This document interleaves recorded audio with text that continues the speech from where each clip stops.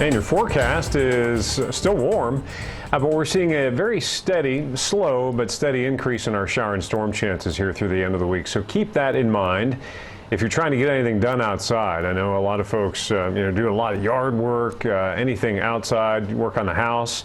And it would be good, I could use it, to get a nice dry stretch going without a rain chance. And I do think we've got that in the cards as well. So there's some good news in your forecast.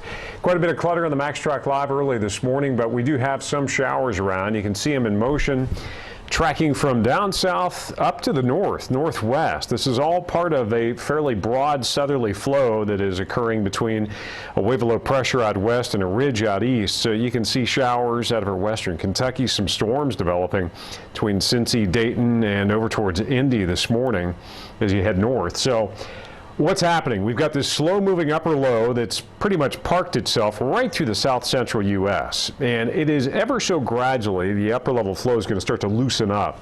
So this low, this trough, digs in and starts to push east toward the Mississippi River Valley tomorrow, and that low is pretty much overhead by Friday. And following it up will be a cold front and then an eventual cool down. But as all this is happening, we're also going to see our shower and storm chances on the rise. And here you can see at the surface, the future track, more widespread showers and storms across western Kentucky and then sparser coverage here. But we'll still see a few showers and thunder showers today.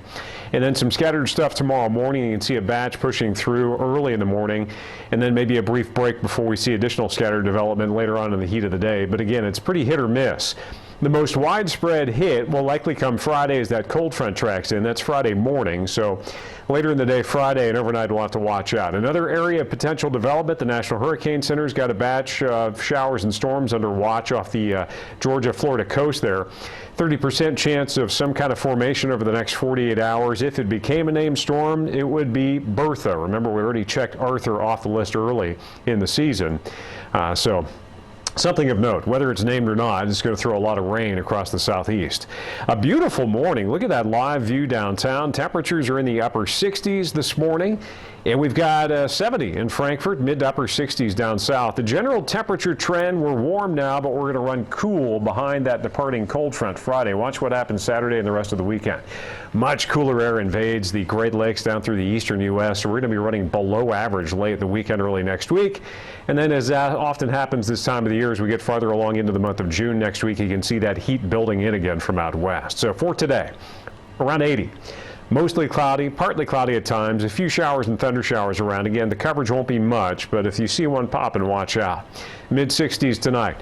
More of the same tomorrow, and then the best chance for showers and storms Friday. We clear it out, we cool it down this weekend, but there's that dry stretch I was talking about from Saturday, hopefully, through early next week, maybe even the middle of next week. May not be much in the way of precipitation heading our way.